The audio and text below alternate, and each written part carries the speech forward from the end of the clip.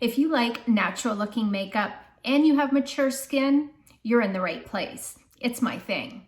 Today we're going to talk about Seint setting powder and the powder brush. Together, it's the powder collection. Your setting powder is going to fit in your Seint 3D palette. It's another magnetic tin.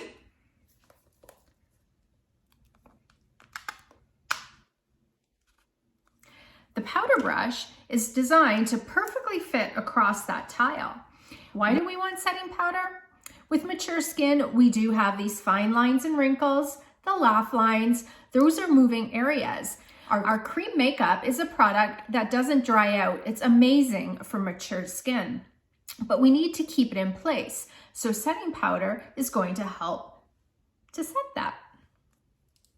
We're going to take our setting brush. We've got two different ends. You're going to take this kind of duckbill end, swipe it across your tile, tap off any excess, and we want to press that powder into place. Long gone are those days back in the 60s when grandma would take her powder puff and puff it all over your face for a nice white matte finish. This is translucent. It's not going to oxidize or change color to your makeup. We want to press that product in, and that's going to keep the creams from migrating and creasing. Now you might want to use setting powder if you have oily skin. I like to use the round end, it's a little fluffier, to set the powder right down my T-zone.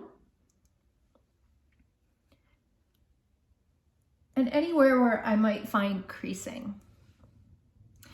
Another way to use your setting powder is applying it with your damp perfector sponge. This is damp. I did squeeze it out in a dry towel, so it's barely wet at all.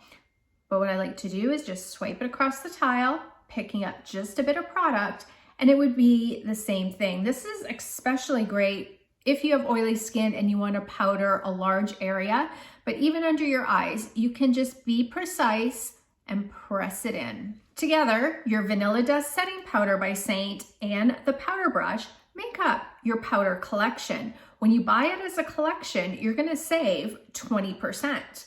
Otherwise, you can just grab a tile, place it right into your palette, and use any brush or your sponge to apply it.